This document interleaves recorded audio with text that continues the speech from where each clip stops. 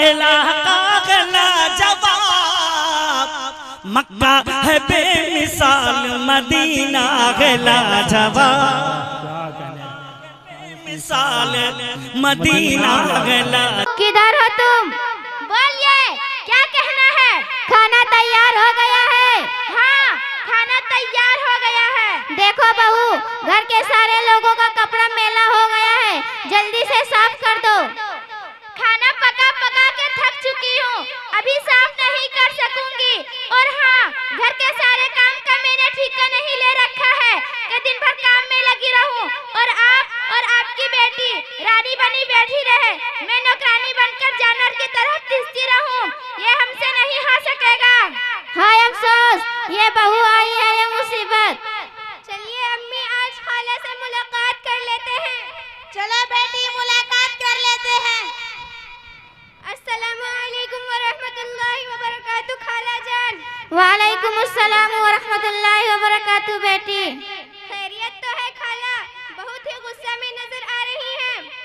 हाँ बेटी, बहू की हरकतों की वजह से टेंशन में हूँ।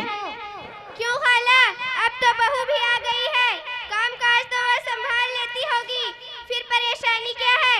आपकी जिंदगी तो आराम से गुजरनी चाहिए। क्या सुनाऊं बेटी, यही सोचकर बहू लाई थी कि अब मुझे घर के काम से फुर्सत मिल जाएगी और जिंदगी का बाकी अयाम सुकून से गुजारूंगी।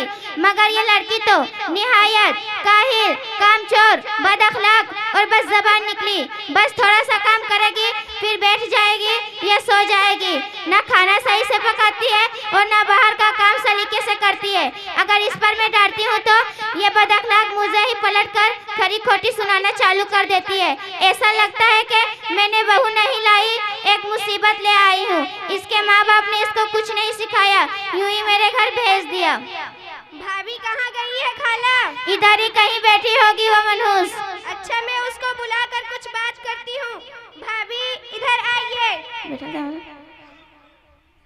अस्सलामुअलैकुम वरहमतुल्लाहि वबरकातुहू। वालेकुम अस्सलाम वरहमतुल्लाहि वबरकातुहू। कहिए भाभी, कैसा मिजाज है? बहुत ही मुरझाई हुई दिखाई दे रही हो। क्या कहूँ बाजी, मेरा हाल तो बड़ा बदहाल है। क्यों, क्या हुआ? खैरियत तो है? खैरियत तो गई तेल लाने। कौन सी दुकान पर तेल लेने गई है आपकी खैरियत? बाजी, आप भी मेरे जख्म पर नमक छिड़कने के लिए आ गई? नहीं भाभी, ऐसा मत समझिए, आपने कहा खैरियत गई तेल लेने, इसलिए मैंने भी आपसे थोड़ा मजाक कर लिया। ना लगा। अच्छा भाभी, अपने दिल का दुखड़ा सुनाइए, क्या हुआ आपके साथ? बाजी, जब मेरी रुखसती मेरे वालिदैन ने की तो गाड़ी पर बैठे बैठे मेरे दिल में ख्याल आ रहा था कि एक अजनबी घर में कैसे रहूंगी। फिर मैंने अपने दिल को समझाया और कहा कि अपने ससुराल वालों से दोस्ती लगा लूंगी, ननद को सहेली, सास को माँ, ससुर को बाप और अपने शोहर को जिंदगी का साथी और दोस्त बना लूंगी। मगर ससुराल पहुंचकर चंद दिन नहीं हुए कि मेरा सपना चकनाचूर हो गया। मेरी सास मुझे हर वक्त ताना देती है कि अपने घर से 4 चिथड़े के अलावा लाई क्या। मेरी हर कमी कोताही पर तंज करती है कि ना तो तुझे खाना पकाना आता है, ना ही बाहर का काम सलीका का है। बस यूं माँ ने जवान करके भेज दिया। मेरे ऊपर घर के हर काम का इतना बोझ डाला जाता है कि थककर चूर चूर हो जाती हूँ। नमाज पढ़ने का वक्त भी नहीं मिलता। थोड़ा सा आराम करने लगती हूँ तो मेरी सास मुझे काहिल कामचोर होने का ताना देती है। जिस घर के बारे में सोचती थी कि आराम से रहूंगी, वो मेरे लिए जहन्नम बन गया। मुझे समझ में नहीं आता है कि मैं क्या करूँ। ऐसा लगता है कि मुझे सास नहीं, एक इंसानी नागिन मिल गई है जो मुझे हमेशा डसती रहती है।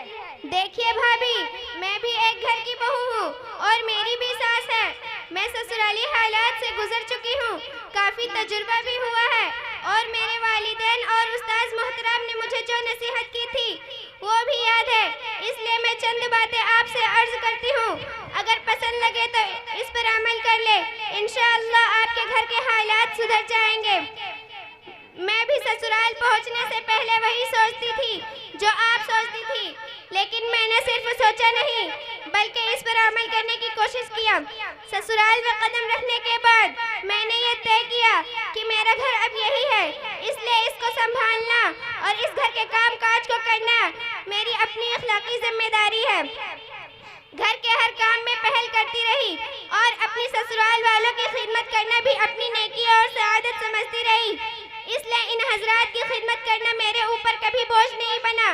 मेरे इस हुस्न कारकर्दगी को देखकर मेरे ससुराल वाले हमेशा मुझसे खुश रहते हैं और मेरे कामों में हर कोई हाथ बटाता है, जिसकी वजह से मुझे आराम करने का भी मौका मिल जाता है। रात को जब खाने पीने से और नमाज से फारिग हो जाती हूँ तो अपने बिस्तर पर जाने से पहले अपनी सास और शोहर की जिस्मानी खिदमत भी कर लेती हूँ, जिसकी वजह से मेरे शोहर भी मुझे बहुत चाहते हैं। अगर कोई काम मेरे हाथ से खराब हो गया और इस पर मेरे ससुराल वालों ने मुझे टोका या डांटा तो मैंने इसको अपनी तरबियत समझकर बर्दाश्त किया और मुस्कुराते हुए चेहरे से यूँ जवाब दिया, ठीक है अम्मी, आइंदा वैसा ही करूँगी जैसा आप कह रही हैं। ये जवाब सुनकर मेरी सास खुश होती है। मैंने कभी भी किसी बात का पलटकर एढ़ा टेढ़ा जवाब नहीं दिया और इस पर मुझे कोई घमंड भी नहीं है, बल्कि मैं इस अमल को तौफीक इलाही का नतीजा और वालिदैन की दुआओं का समरा समझती हूँ। आखिर में दुआ करती हूँ कि अल्लाह पाक आपकी भी सारी परेशानी को दूर फरमा दे, आमीन या रब्बल आलमीन। भाभी, ये वो चंद बातें हैं जिसको मैं अपना कर बहुत ही खुश हूँ। अगर आपने ही भी अपना लिया तो आपके हक में बहुत अच्छा होगा और बेहतरीन बहू बेटी वही होती है जो पूरे परिवार को लेकर चलती है। थोड़ी कड़वी कसेली बात हो जाए तो उसको बर्दाश्त कर लेती है। अलबत्ता मैं ससुराल वालों से भी कुछ कहना चाहूँगी कि अपनी बहू को बेटी की तरह रखिए, घर के काम में हाथ बटाइए और घर के काम का बोझ इतना ना दे कि बहू परेशान हो जाए, बल्कि बहू का आराम का भी ख्याल रखिए। और जहेज में ज्यादा सामान ना लाने का ताना देना तो इंतहाई बेहुदा बात है। शरीयत में तो जहेज का मुतालिबा करना ही नाजायज और हराम है, फिर ताना देना कहाँ जायज हो जाएगा। ठीक है बाजी, आपने बहुत ही कीमती नसीहतें फरमाई है। मैं इस पर जरूर अमल करने की कोशिश करूंगी और हाँ, मेरी सास को भी थोड़ा समझा दे ताकि मेरे लिए इन बातों पर अमल करना ज्यादा आसान हो जाए। ठीक है बाजी, मैं आपकी सास को समझाने के लिए मैं अपनी सास को कह देती हूँ, क्योंकि वो उसकी हम उम्र और हम रुतबा है, इसके लिए वही बेहतर होंगी। अम्मी जान। हाँ बेटी बोलो। मैंने भाभी को समझा दिया है, अल्हम्दुलिल्लाह उनको बात समझ में आ गई है, इस पर अमल करने के लिए तैयार है। आप थोड़ा खाला को भी समझा दें ताकि ये घर बर्बाद ना हो, बल्कि सब एक दूसरे के हुकूक अदा करते हुए हंसी खुशी से रहें। बहुत ही प्यारी बात तुमने कही है बेटी। ठीक है, मैं समझा देती हूँ। देखिए, जब किसी की बेटी बहू बनकर हमारे घर आती है तो अब वह हमारी भी बेटी है। आप उससे कोई भी बात खैर खाई के अंदाज में मोहब्बत के साथ नरमी से कहिए और घर के कामों में उसका साथ दीजिए। और यह जरूरी नहीं है कि हर बहू हर काम माँ बाप के घर से सीख कर ही आए। अगर कोई बहू कोई काम सलीके से ना कर रही हो तो उसको सिखाइए। ठीक है, अब मैं ऐसा ही करूंगी, बहू को बेटी की तरह रखूंगी और जैसा आपने नसीहत की है उस पर अमल करूंगी। भाभी, अपनी सास से हाथ मिलाइए और सलाम कीजिए। अस्सलामु अलैकुम व रहमतुल्लाहि व बरकातुहू अम्मी जान। वालेकुम अस्सलाम व रहमतुल्लाहि व बरकातुहू बेटी। अल्लाह आप दोनों को दोनों